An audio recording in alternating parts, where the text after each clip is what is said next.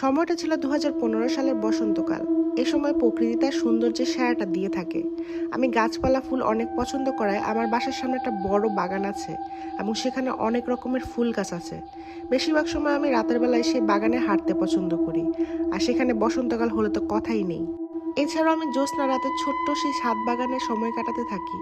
পরীক্ষা শেষে ছুটিতে আমার কাজিন চাচাতো বোন কিছুদিনের জন্য আমাদের বাসায় বেড়াতে আসে। প্রতিবারের মতোই আমরা এক হলে প্রায় সারা রাত আড্ডা দিই। সেদিনও রাতের খাওয়া দাওয়া শেষে আমরা ঘরে চলে আসি এবং সবার ঘুমানোর অপেক্ষা করতে থাকি।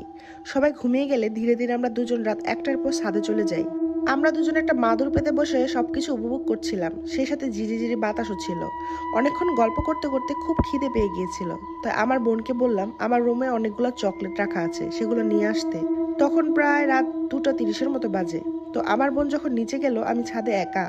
হঠাৎ পাশের বিল্ডিং এর ছাদের দিকে আমার নজর গেল। দেখলাম একটা মেয়ে সেখানে দাঁড়িয়ে আছে। ভাবলাম এত সুন্দর আবহাওয়ার কারণে সেও হয়তো ছাদে এসেছে, তাই বিষয়টাকে তেমন গুরুত্ব দিলাম না। এদিকে বেশ অনেকক্ষণ হয়ে গেছে কিন্তু আমার বোন আসছে না, তাই ভাবলাম নিচে গিয়ে একবার দেখে আসি।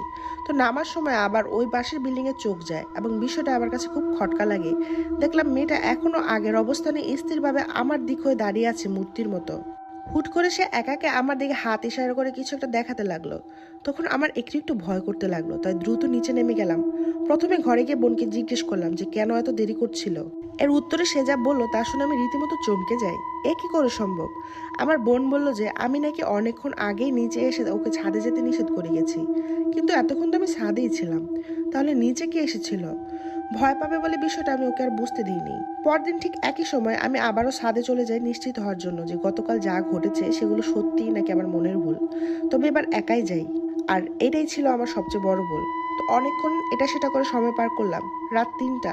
পাশের বিল্ডিং এর সাথে তাকাতে দেখি গত রাতের মতো সেই মেয়েটা একইভাবে স্থির হয়ে দাঁড়িয়ে আছে।